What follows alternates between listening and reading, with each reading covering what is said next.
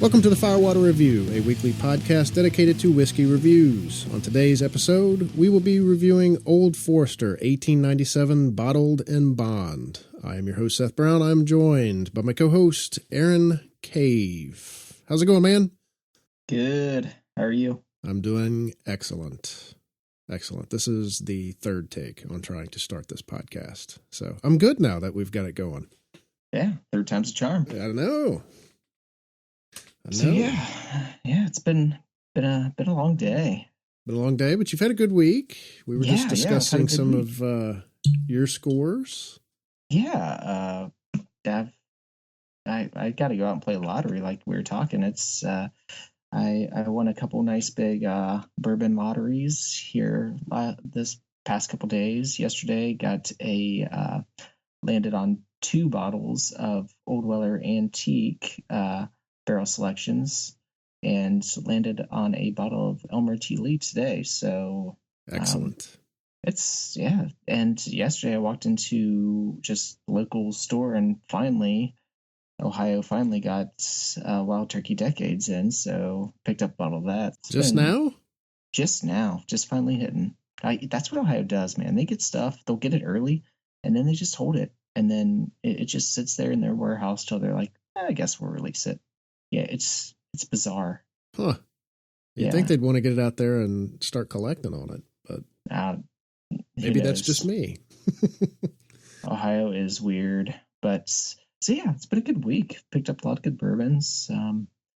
After I said last week I was pretty much done buying bourbon, well, it's like the mafia, man. It just sucks you back in. Yeah. Well, it's you got to enter the raffles. When you're part of all these sites and groups and stuff, and people are doing raffles. I mean, you don't expect. I never expected to win 2 in a row, back to back. And just be like. So now it's like, oh well, there's a couple $100 out the door, but it's well worth it for those me. raffles. I think I've only entered a couple of them, and I have a buddy back home in Madisonville, Kentucky, that I added to a couple of the bourbon groups on Facebook. And I'm not kidding. It was like the first week that he was in a couple of those groups, he won like 2 or 3 raffles. And I mean, it was for like big stuff, like super limited edition stuff. I was like, here I've been a part of these groups and never win anything. And you've been in here for a week and won like 6 bottles. Yeah. So that's how my luck runs, though. Yeah. Well, this is kind of nice because these are run through stores. Yeah. So you don't pay anything to enter the raffle. It's just, you're part of their loyalty program. You buy stuff from them. So, they try to look out for their big buyers. And so they throw you, hey, this is what's going to be on the raffle. You say, oh, this is what I'm interested in. And then, every month, they'll go through the raffle, and if you're lucky, you win. And this is my month. Sounds like it. Yeah. So how screwed up is this raffle? All right, let me explain to you. This is I won't name the store, and I won't name any individual people's names either. But this is a fairly big store. It's fairly well known in the Atlanta area. And they do a raffle every year for, like the antique collections, the Van Winkles, the the limited edition Four Roses, all the limited edition stuff. And you have to purchase something to enter the raffle. So you purchase something, you write your name down on the receipt, you stick it in, like a fishbowl or something. Mm-hmm. And you can enter as many times as you want to. So if you go in, and it may be over like a certain dollar amount or a certain bottle number that you can enter. I don't know. It may be every receipt. But anyway, I mean, you could enter 25 times if you wanted to. So let's say I have 10 receipts in this fishbowl, and my name is drawn out, Seth Brown. Okay. I go up, I receive the bottle that I win. Instead of taking that receipt and setting it aside, they stick it back in the bowl. So if I have 10 receipts in there, I still have 10 receipts. Sounds like you need to be going in there just buying Snickers. That's so jacked up to me, though. It just, usually when you win a raffle, that's it. Like that name is out of the pot. Now, if you Mhm. still have 9 other ones in there, you still have 9 chances to win. But I don't know. I mean, there's people that have won massive amounts of bottles from the shop in one drawing because they'll have like 50 receipts in there. They'll go in and buy, like cases upon cases of 1792 and then resell it just to get in there to get these limited edition bottles. I think that particular individual has since cut down on doing that. But anyway, I don't know. That was the most jacked up raffle. So, if you ever come to Atlanta, we'll get you in that raffle. Yeah, we'll see how my luck turns out. So anyway, we're not here to talk about raffles. We're here to talk about Old Forester 1897 Bottled in Bond. Yeah. This is a pretty cool bottle. I like we were talking right before we started. I have a hard time dishing out $50 for a Bottled in Bond bourbon. It's knowing it's probably somewhere between 4 and 5 years. And you're spending $100 or $50 on it. It's like, oh man, that's quite a bit. Because then you look next to it, you got Old Granddad Bottled in Bond for 22, and you're like, oh, that shit's good, It's, right. But Old Forester is a product of Brown-Forman. This was released in September of 2015. This is the second release of the Whiskey Row series, which is their whole kind of revamp bourbon thing that they're doing. Yeah. So they came out with the 1870 original batch. Yeah, original batch. Yep. Which was kind of like their that's when the distillery opened. That's kind of what their bourbon was like when they first opened. And now then they released the Bottled in Bond, kind of paying tribute to 1897 was when the Bottled in Bond Act was introduced. Mm-hmm. So kind of paying homage to the Bottled in Bond Act, and talk a little bit more about that here in a second. But I want to hit the mash bill on this is 72% corn, 18% rye, and 10% malted barley. It's a pretty high rye mash bill. Yeah, I didn't know it was that high. Yeah, and it's as I was tasting through this earlier, for me it kind of speaks like a high rye mash bill, and I kind of dig it, and I like that about it. So as we were saying, this is the second release. They do have a third release that is already out, which is the Prohibition style, the 1920, which I think everyone already loves. Yeah. It's 115 proof, high proof. I haven't dug into that one too much. I don't know if it's non-chill filtered or not, but I don't. It doesn't drink like it is. I was thinking that too, but who knows? Maybe it is. So, but the neat thing about this bottle is on the neck tag. I'm going to read it to you.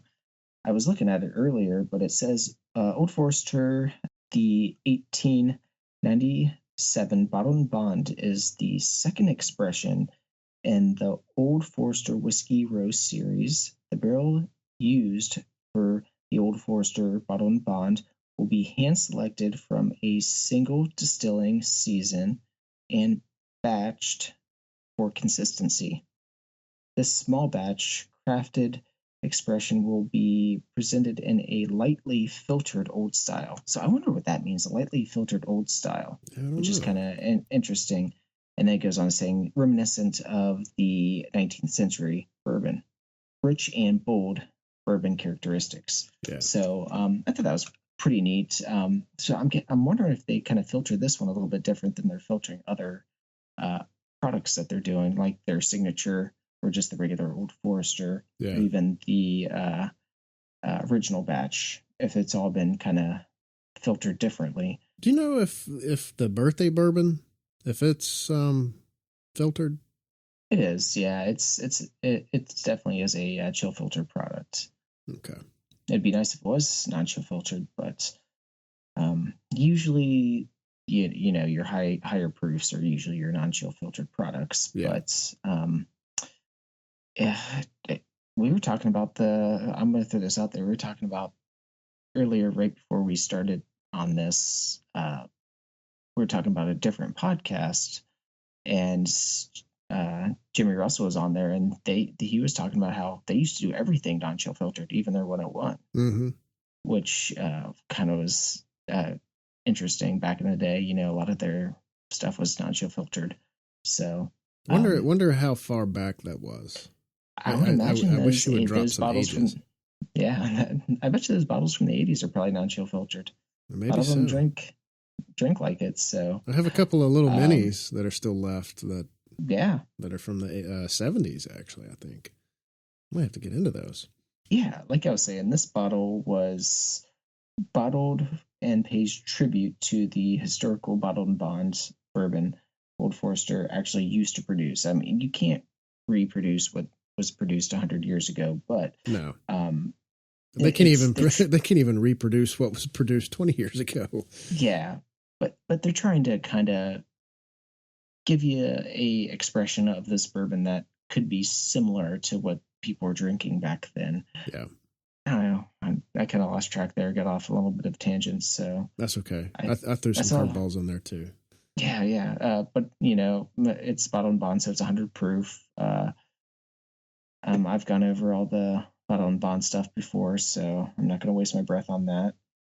How about we do some tasting? I think that sounds good. This one is of the three, I would say this one and the Prohibition style are my two favorites. And I really enjoyed this one. I think a lot of people, when it first came out, weren't really sure about it, I guess. But then when the Prohibition style came out, it was like, oh, this is great. This is, it's a $60 bottle. Everybody loved it. And, I don't like the bottled and bond as much as the Prohibition style, but I think this one is solid. I mean, it's $50, so as you mentioned, you're paying a little bit more for it, especially when you compare it to, like an Evan Williams bottled and bond or Old Grandad or, any of those, more well-known, I guess, type bottled and bonds. But anyway, we can get more into that. But. Yeah, I'll just go over the rules one more time. Just we might have new listeners. We've done quite a few bottled and bond bourbons, but someone new to the show might not know what bottled and bond is. So the Bottled and Bond Act was created to seal the quality of the bourbon or the whiskey, which according to law, your bourbon must be from one distillery, distilled in one distilling season, and made by one distiller, aged in a federally bonded warehouse for a minimum of 4 years and barreled at 100 proof. So a lot of stuff going on there to be a bottled and bond bourbon. And what really amazes me, looking at these laws for this and then thinking about the last year's release, the Parker's Heritage, the 24-year bottled and bond. Right. To have those barrels that were probably distilled within that distilling season, which is 6 months, and distilled by the same distiller at the same distillery, and then aged up to 24 years. That's crazy. That kind of blew me away, to think they had 24-year-old barrels, just sitting there. Just like, was someone thinking about this like 24 years ago? Or probably not. Did this just happen? Like, they're like, oh shit, we got all this 24-year barrels, let's get rid of them. That's in this federally bonded warehouse. I mean, because you think about it, if you go back 24 years, I mean, that was still in a pretty big bourbon lull. The sales were low, and I can't imagine that they would have foreseen the industry being what it is now with something like that. So I think it's, these big distilleries, Heaven Hill and Brown-Forman and Beam, and even Buffalo Trace, having these old barrels just sitting around it makes you wonder how much they still have. Oh yeah. That nobody knows about. They know about it, but nobody else knows about it. Did you ever have any of that bottled and bond, the 24-year Parkers? I never did. I never got my hands on a bottle, and I don't know too many people that did. I don't want to say I'm not a fan of older bourbons, because there are some that are great, but when you get to the 20s, man, that makes me nervous, because it's a lot of oak, a lot of tannins, a lot of especially dryness. That high proof. Yeah, a lot of dryness going on there. And I like something a little bit more, sweeter, softer. I mean, I like my high proofs, I like to know the bourbon's there, but I don't like that like super oaky, dry, Right. tannin stuff going on. So yeah, I got a bottle. I picked up a bottle of the old Blowhard from the Orphan Barrel series, and nothing like I an opened oak that, log and in a yeah, bottle, man, right? I opened that, and it was I put it down, but it was a rough go. Yeah. But it, you know, definitely kind of opened my eyes to like, oh, you don't need to just go out and pick up, super limited releases. You know what you like, just go buy what you like. Yeah. So, Well, and that goes for the age statements too, because for a long time I used to kind of feel that, and still do to an extent, that bourbon kind of had its sweet spot, like 12, 14, 15 years. And then I used to really like Elijah Craig 18 year when it was just an everyday, shelfie. mm-hmm. But then it was kind of like anything over that 18-year mark started getting a little bit too oaky for me. Yeah. I mean, like I said, I still kind of feel that way, but there are some anomalies out there that can get up in age and still maintain a pretty good flavor. So, but no, you were mentioning the Bottled and Bond Act. I mean while most of the people listening to this probably have a pretty good idea about it, but that's a major thing in whiskey. Oh, yeah. I mean, because people were putting like tobacco spit, tobacco juice, and all kinds of crazy colorings stuff. and Turpentine and all that stuff. I mean, so you never knew what you're going to get because it wasn't like in every case, like, we go to the store and we pick up a bottle. Back then, you didn't always do that. If you went somewhere, it was served to you in a bottle straight from the barrel.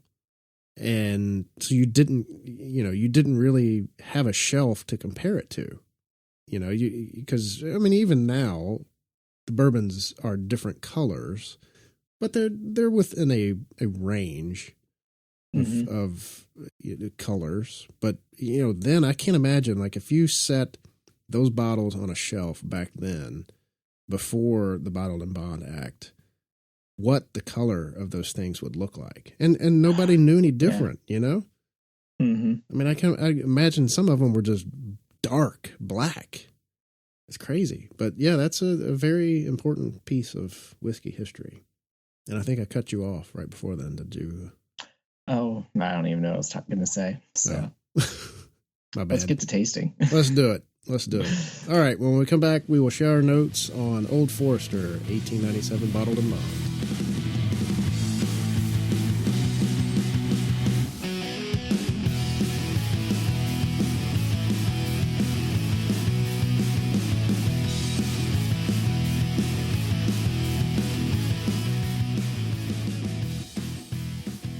Welcome back, everybody. In the break, we have been sipping on Old Forester 1897 Bottled and Bond. Per usual format, I will let Aaron kick it off, and I shall bring up the rear. All right. So, as Aaron pours in another one. Yes. And I will pop the cork on mine. Very nice. So on the nose, first off, when I first nosed this, it kind of up front, it was a lot of alcohol. I had to take a step back for a second and kind of let it kind of set in. But once it calms down, man, it's got a great nose. A lot of caramel, a lot of vanilla, all that just great old-fashioned bourbon smell to it. It's got a little bit of brown sugar in there. Pick up hints of cinnamon. There's some nice big pepper notes kind of floating around. I definitely get some of the darker fruits, some cherries, a little bit of raisins, some figs. There's a nice pop of leather kind of just hanging out, and then I get little hints of citrus. I can't put my finger on what it is, but it's a really good nose. The palate's it's great. It's got a good mouthfeel. I would say the perfect mouthfeel for a normal drinker that just likes normal stuff, because It's not too thick. It's not too thin. It's just kind of right in the middle. But it's sweet and spicy, man. It's really well rounded, I think. A lot of cherries and raisins for me. And that black pepper is super present. I get a lot of pepper, a lot of cinnamon. It's got some nice clove notes to it. The sweetness that comes in is just honey, caramel, vanilla.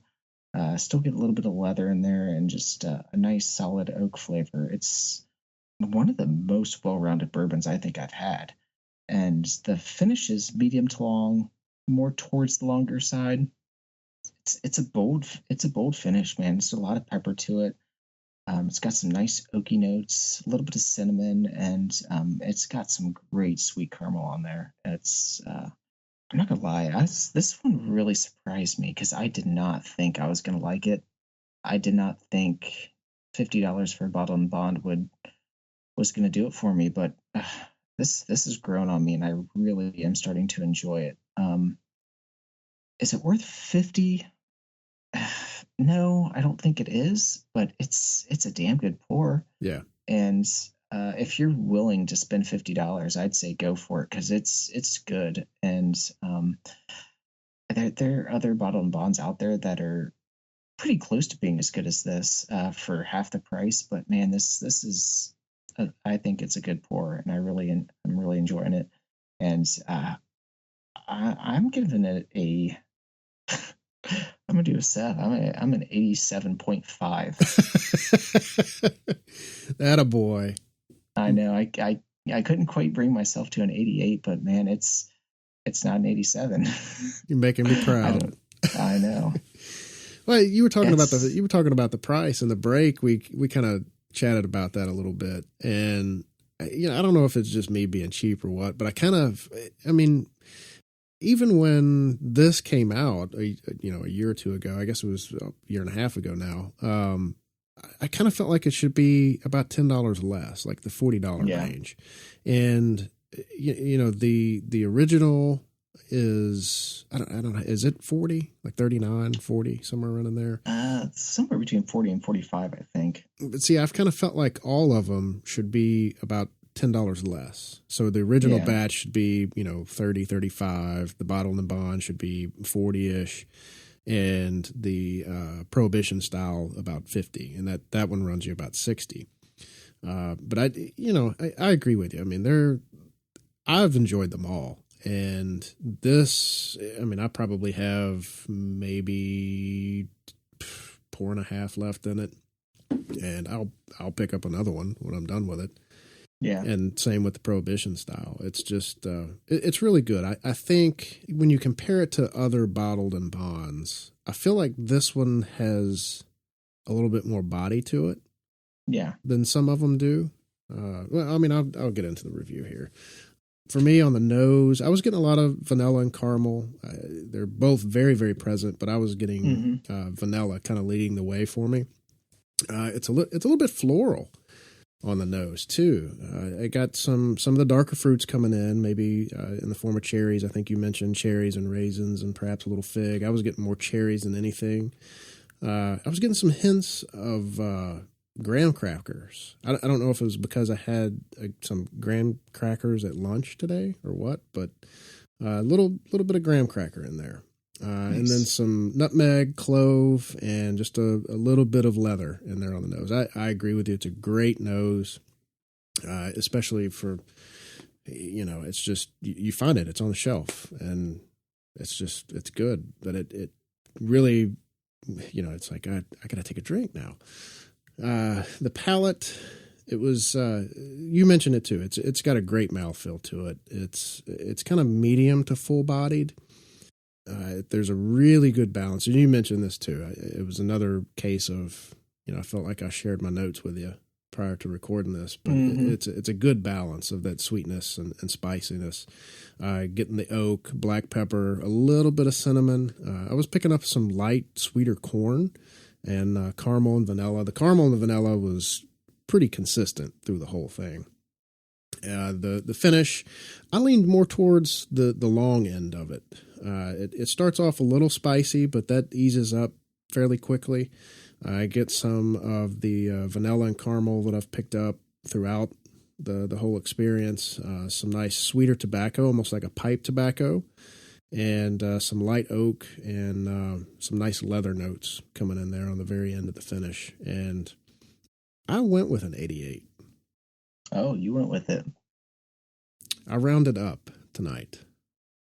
Nice. And I almost did that, but man, I was just all right. Well, I should have just made this easy on myself, but I didn't. It's okay. It's usually me that screws it up. I know.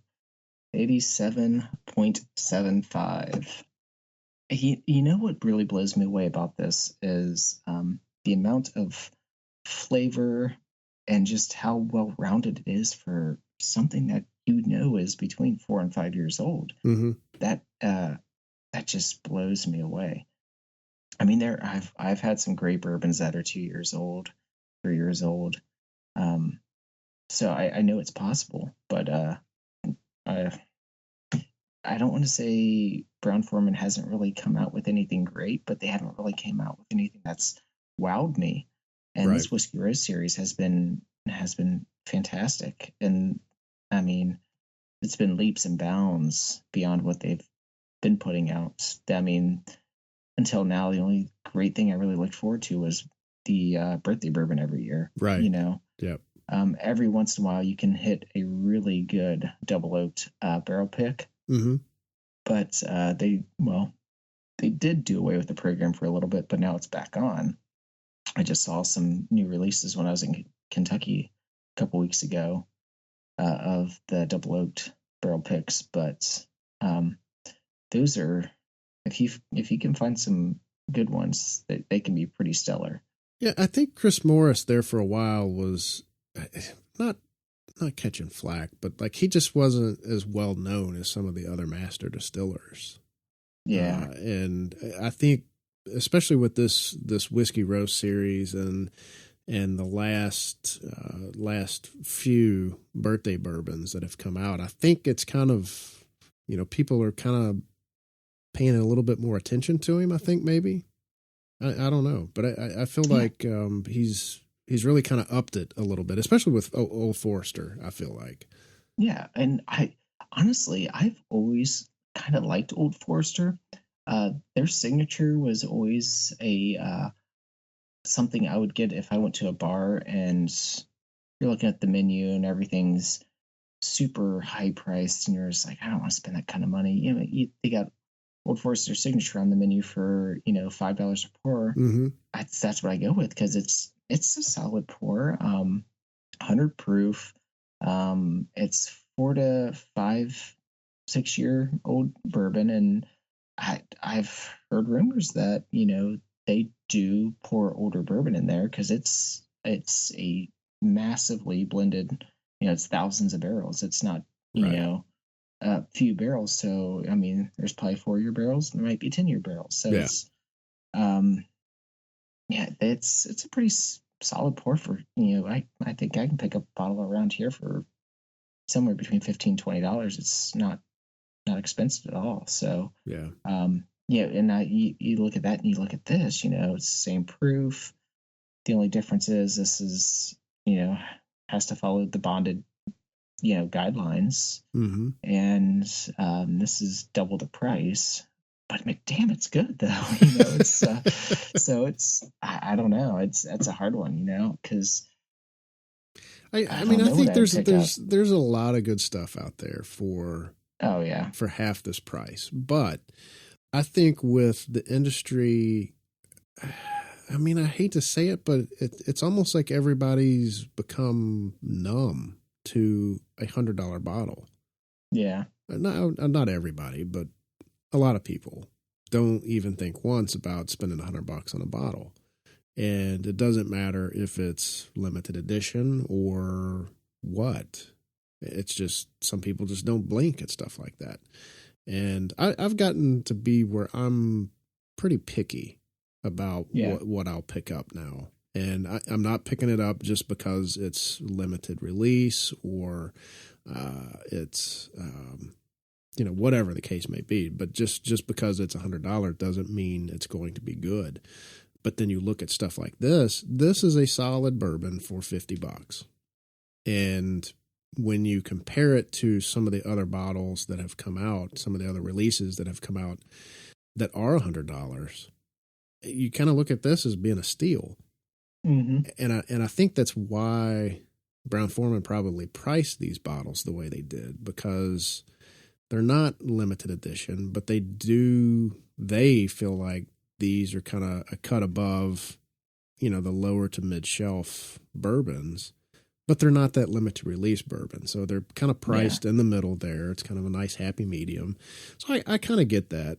But I don't know. I still feel like it's kind of on the verge of being a little too much. But that said, I'm going to eat my own words. And when this is done, I'll probably pick up another one. Yeah. They've done their job. Yeah. Yeah.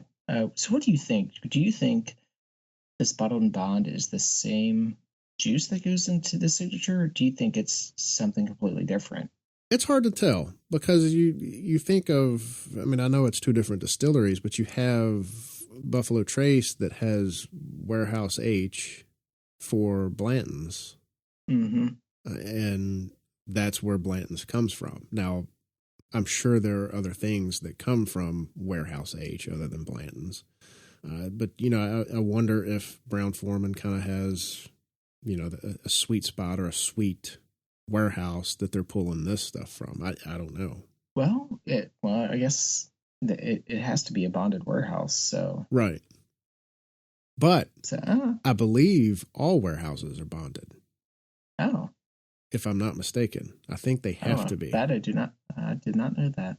I think they have to be federally regulated and inspected, if I'm not mistaken, which makes them bonded. Because if you were mentioning that podcast earlier, the other podcast, and on that same podcast, Jimmy Russell said, now, if we had been doing this in the 80s, we would have 4 federal officers standing here. Yeah. Observing us doing that. He said he only had keys to his office. Yeah, he said he didn't have keys to the warehouse. Yeah. So it seems like I read that somewhere, that all warehouses have to be federally bonded. But it's my understanding that these are, like you said, from the same season, at least 4 years old, 100 proof. And it's my understanding that they come from the same warehouse, and that warehouse has to be bonded. But if they're all bonded, then I don't know. We're getting into specifics now. Yeah, it's getting a little too deep for me. I know. All right. Well, anything else to add about Old Forester or Bottled and Bond? I don't think so. It's great buy, great bourbon.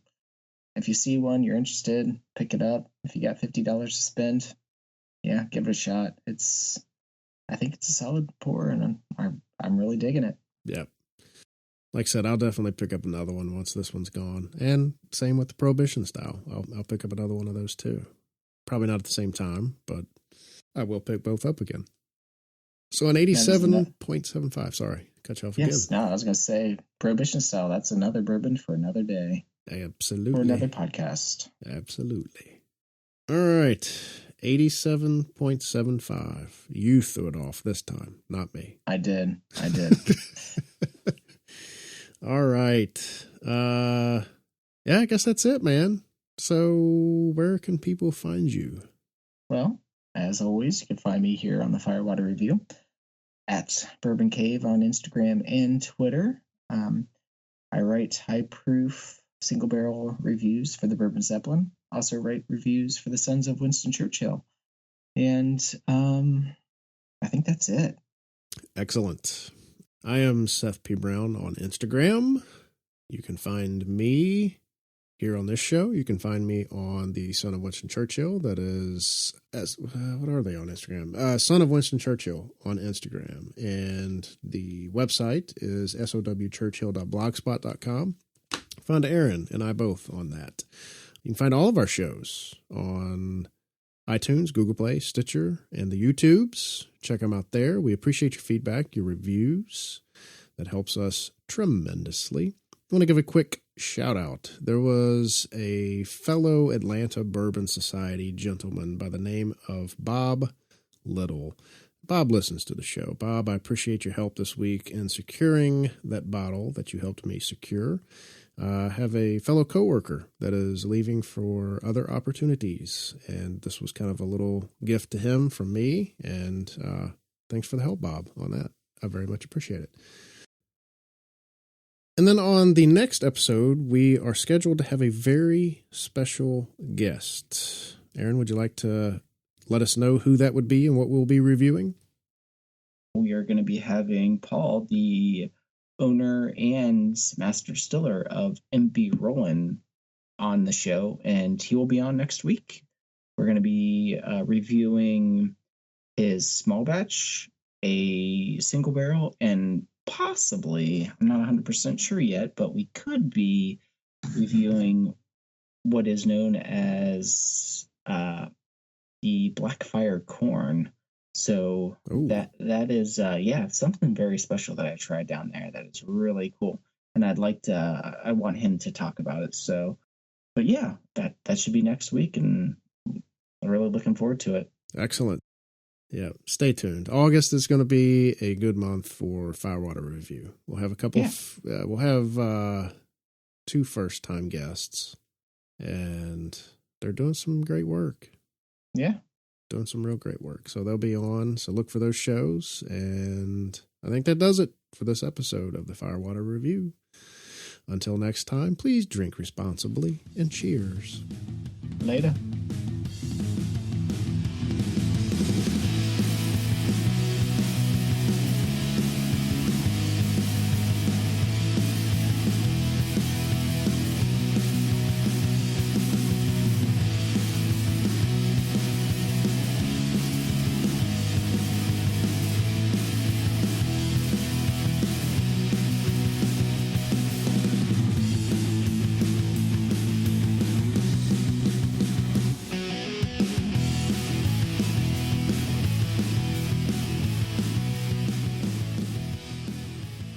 The Firewater Review is part of the ABV Network. For more information or to become a sponsor, please visit abvnetwork.com. Thanks for listening, and cheers.